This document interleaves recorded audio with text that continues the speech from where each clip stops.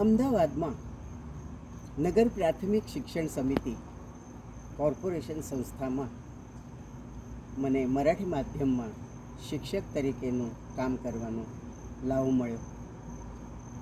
મને લાગે છે એ ઈશ્વરના આશીર્વાદ જ હું સમજું છું. 19 વર્ષની ઉંમર હતી મારી. એક બાજુ કોલેજ અને એક બાજુ આ શિક્ષકની નોકરી. સવારે 6:30 વાગે હું બાપુનગરથી લાલ દરવાજા 11 કિલોમીટર કોલેજ માટે નીકળી આવતી. કોલેજ પૂરી થયા પછી મેઘાણીનગર મારી સ્કૂલ હતી, એ ત્યાંથી લગભગ 13 કિલોમીટર હતી. તો લાલ દરવાજાથી હું મેઘાણીનગર જતી. 12:10 સુધી શાળામાં પહોંચવાનો ટાઈમ હતો. હું 12:05 વાગે ત્યાં પહોંચી ગઈ. ગુરુવારનો દિવસ હતો. બહુ ભૂખ લાગી હતી.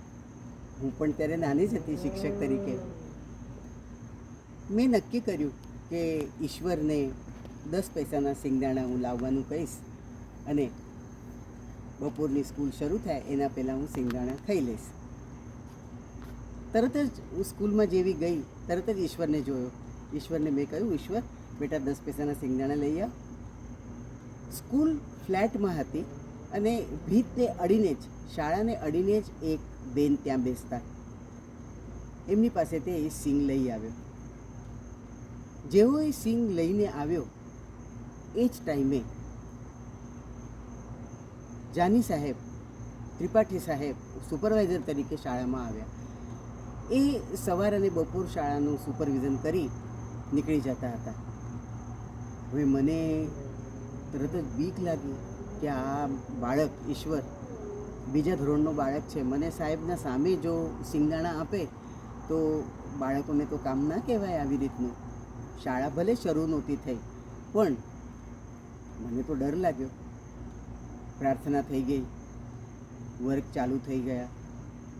ત્રિપાઠી સાહેબ વર્ગમાં આવ્યા ત્યાં સુધી મને ધડધડ થતું હતું કે ઈશ્વર મને સિંગદાણા તો નહીં આપે ને. પણ સાહેબ સુપરવિઝન કરીને બહાર જતા રહ્યા. મારા વર્ગમાંથી જે બારી હતી એ બારીમાંથી રોડ દેખાતો હતો. ઈશ્વર ઊભો થયો અને એણે બારીમાંથી જોયું કે ત્રિપાઠી સાહેબ છેક સ્કૂટર લઈને પહોંચી ગયા દૂર સુધી. એ પહોંચી ગયા પછી ઈશ્વર મારી પાસે ટેબલ પાસે આવ્યો અને કે લો બેન તમારા સિંગદાણા. મેં કહ્યું, મને એવું લાગ્યું ઈશ્વર કે સિંગદાણા લાવ્યા જ નથી, લાવ્યો જ નહીં હોય.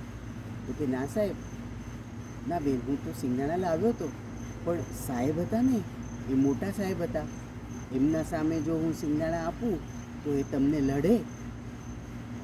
તમને ના લડે એટલે હું સિંગદાણા એ ગયા. મેં જોયું અત્યારે કે એ તો ગયા એટલે હું તમને સિંગદાણા આપવા આવ્યો. આટલા નાના બાળકે મારો કેટલો વિચાર કર્યો. મને સાંભળીને આંખમાંથી આંસુ આવવા માંડ્યા. એના હાથમાં જે સિંગદાણા હતા એ ભીના થઈ ગયા.